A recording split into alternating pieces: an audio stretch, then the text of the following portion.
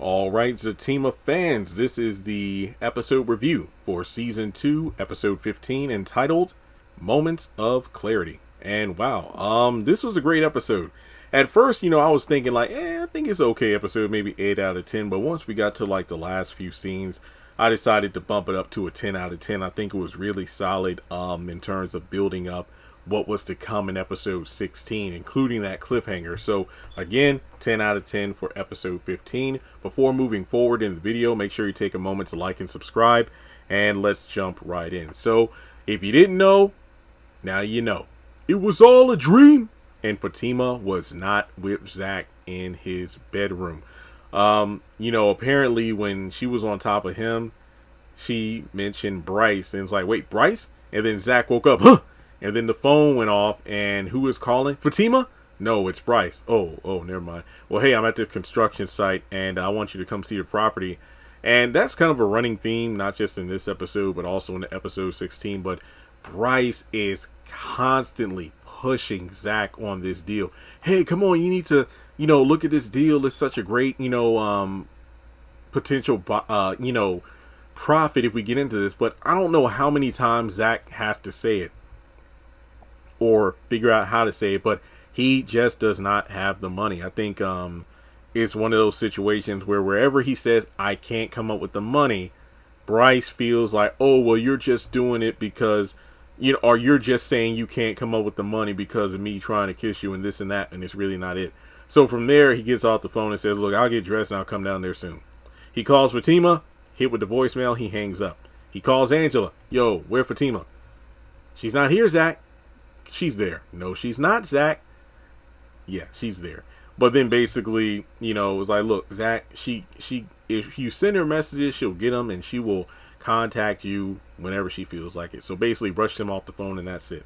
Then we have an interesting scene. Paul and Fatima are in bed and it's the next morning, so they did spend the night together. So here's where I got some flack on Twitter. I said, based on this scene alone, we see that Fatima is displaying some Karen-like tendencies, mainly mirroring the dynamic that Karen and Aaron have, but this time it's Fatima and Paul. So, apparently, they didn't have sex. Fatima was tossing and turning all night, kind of like Karen after the whole situation where Fawn's brother was in the apartment trying to kill her and she was having nightmares. She was calling out Zach's name, just like Karen used to do. And even though Paul was holding Fatima all night, that's all they really did. Same with Aaron. Hey, you want me to just stay in bed and hold you? Again, copy paste. So it gets to the point where Fatima just asked him to leave. And while he's getting ready to go, he mentions how there's a limit to this. Wait, what are you talking about? Basically saying like, look, I agreed to like help you through this. I know it's a process getting over Zach, but like me just being there for you and whatnot, it's only going to last so long if I'm not getting anything in return. Fatima doesn't like the sound of that, but he does say, you know what, it's coming out the wrong way. But basically, I'm not saying that I don't like getting to know you, which is what Fatima's like. Well, I thought you said you want to get to know me.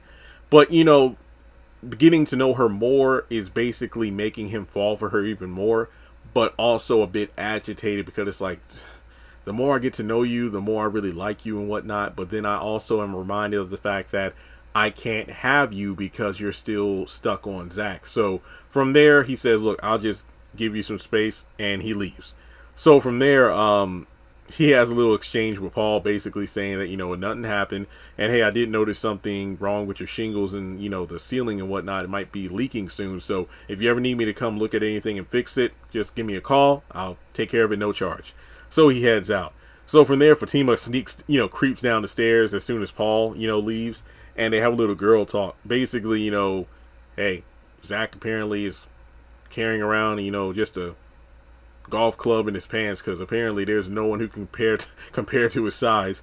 And again, you got Angela being team Zach. Oh, he looks so cute and pitiful on stage. Yeah, badly singing, but it was adorable. Basically saying like, he was saying all the right stuff because Angela's like, well, what did he say when he came over to the table with you and Paul? He said everything and it just made me want him, but no, he needs to you know, deal with the consequence of his actions because he hurt me. So from there, Angela vouches for Fatima getting back with him, but mentions how Paul isn't Zach. He can't. When when you're holding someone, it's not a right fit. Zach just knew what to do. Also, kissing him, he's a bad kisser. And Angela, I don't know. She's talking about the Zach thing, but then when Fatima flips on her, what about Bryce? You going to get back together with Bryce? No, girl, I ain't getting on with Bryce. No, I know as soon as I leave, you're going to call him. And then she kind of looks at her phone like she's about to call, but we don't really see what happens next. Because she does say something to the effect of, I just don't want anybody being mean to him. So I wonder if that means like she's referring to the Zach situation of, hey, Zach, treat Bryce nice or whatever. But it's like, well, Angela, you're not the one that he tried to make a move on. Just saying. All right, so Zach is on his workout bike. I want one of those. Exercise bike in his house. Tony comes over with Nate. They're checking in with him. It's like, you okay, man? After the whole getting on stage, everything, hey, nobody knows it but me. But essentially, Nate confirms, because apparently him and Belinda went over to her place last night. They banged, and then she, I guess when she was asleep or something, he went on her computer and found the profile. So yeah, it turns out that she did create the fake dating profile. And when they mention the therapy aspect, Zach kind of does a read on Zach's like, you know what, man, you're miserable and you're pitiful. Your wife mad at you. You got hit with a baseball bat. You're banging, messing around with the stripper in a hot tub in the backyard. And then, you're kicked out. You ain't got no money. You're sleeping on Tony's couch. And you're talking about me going to therapy. I think you need to go to therapy and get your life, put on track. So pretty much, he mentions how he's on the road to healing. But then Nate claps back. It's like, oh, so, you're going to be good. You're going to be fixed up. And then you're just going to be on to the next shit. What do you mean? Well, I mean, hey, you're on the road to healing. You got pictures of Fatima still up and everything. But that was the no button. So then Zach just kicks him out of the apartment. I mean, his duplex. So from there, we got Angela stopping over by Belinda's place before she goes to work. Also, side note, maybe because my eyes might have been playing tricks on me, but weren't Belinda and Angela wearing very similar colors, from Belinda's gown to Angela's dress? It just looked like they were wearing kind of the same colors.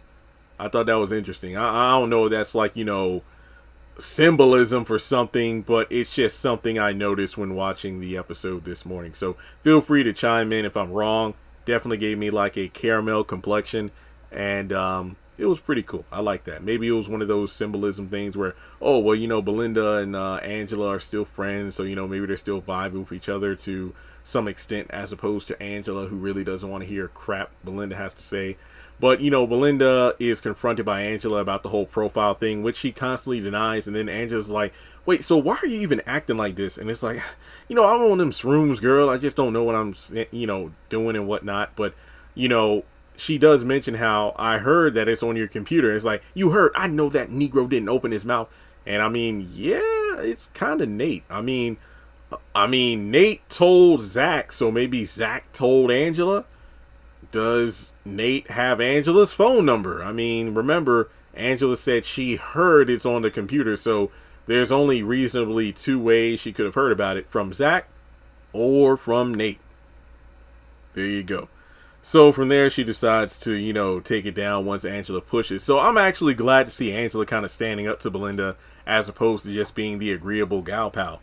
So after that, we go over to Angela seeing Fatima at work. Fatima comes out of her office because she's called to the front desk, and she is being served with the lawsuit from Deja. Angela's like, wait, is that the stripper? Yep. So as soon as that happens, Mona pops up, and I'm like, oh, wow, this is cool because, oh, yeah, we're at the law firm, and we're seeing Fatima's mom. It's just a cool little thing, a new character in a familiar setting. And she wants to take her daughter out for lunch. And Fatima's like, I don't know. Anytime, we go out for lunch, it's because something's wrong or you got a, bomb to drop on me. But it's like, no, it's nothing like that at all. Come on now. Let's go to lunch. Looking good in blue. Blue's my favorite color. I'm biased. Sue me.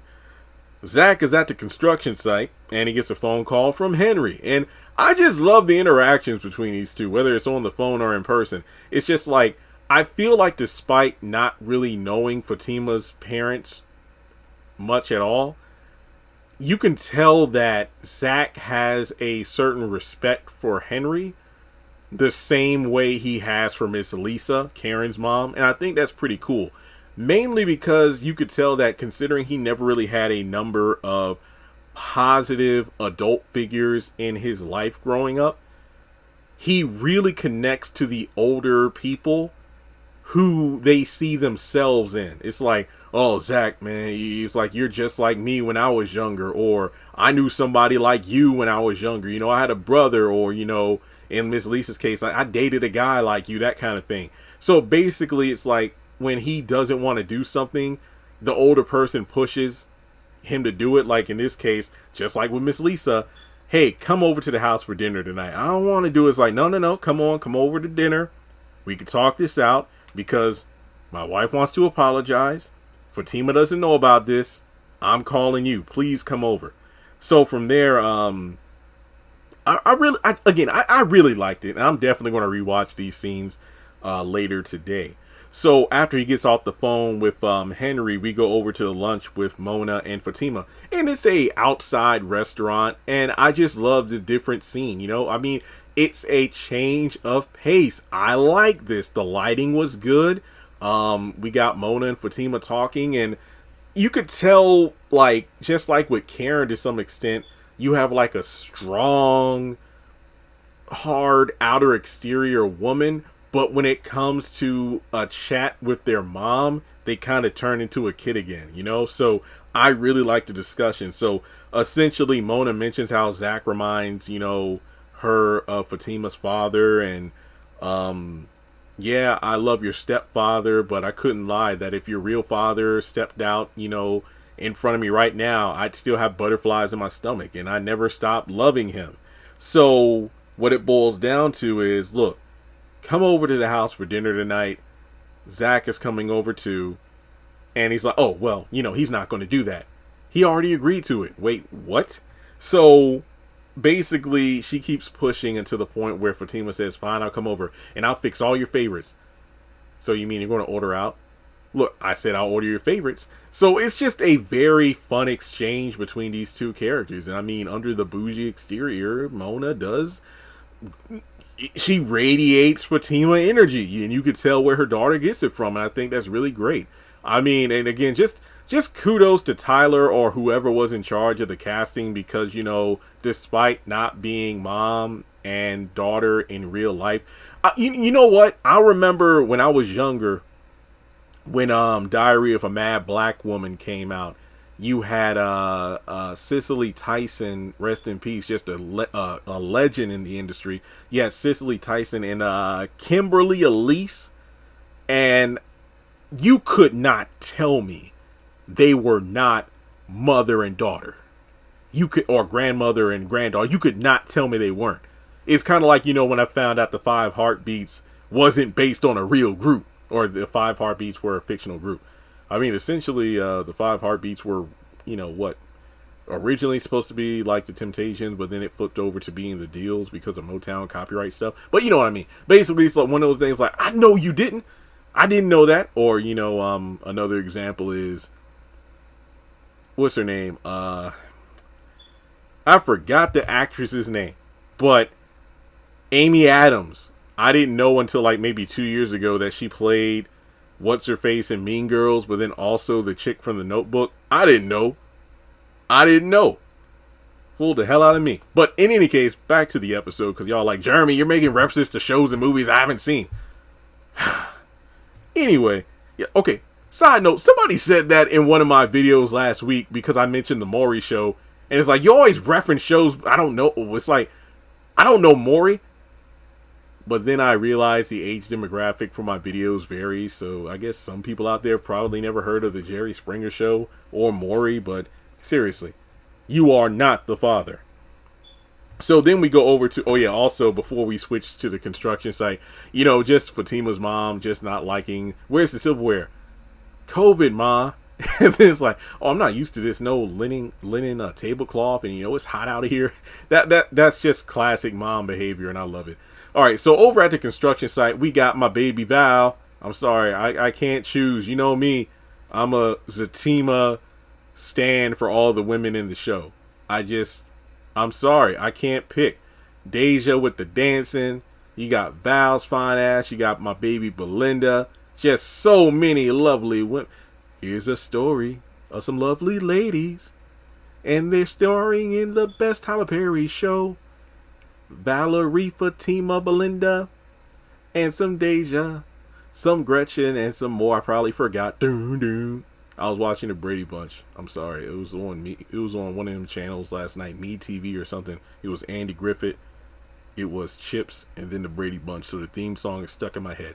All right, let me wrap up this review for y'all. Click off and dislike the video. So at the construction site, yet again, Bryce is like, hey, this is a good property.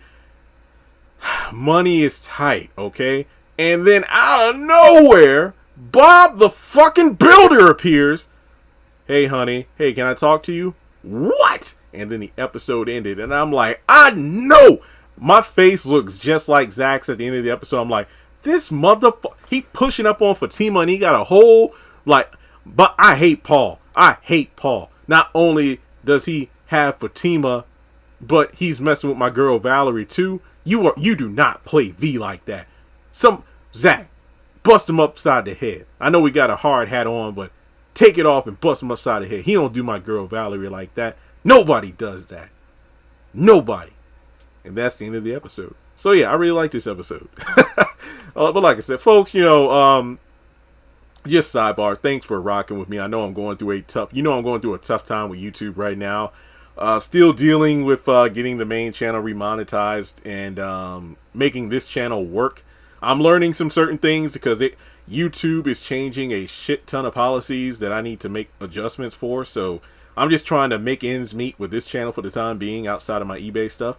And hopefully the main channel is back on track. So again, just thank you for supporting my content here like you would on Our Kind of Entertainment. And just like Zach and Fatima, they're going through a rough patch. So am I. So hopefully I'll be able to make it through the other side. But again, I just want to thank you all so much for, and I'm not crying, my voice is breaking up because I've recorded 8 videos in a row. I need to drink some water. But just again, thank you for the support. We got 2 more weeks of Zatima, so get ready to watch my episode 16 review, which will be uploaded around the same time as episode 15. And if you have any tips and hints about uploading the MP3 audio from my videos to different platforms like SoundCloud, Spotify, let me know what you want. That way you can enjoy my content and my sexy voice on different platforms of your choosing. So, as always, thanks so much for tuning in. Like I said, I enjoyed the episode, and I'll catch you in the next episode review.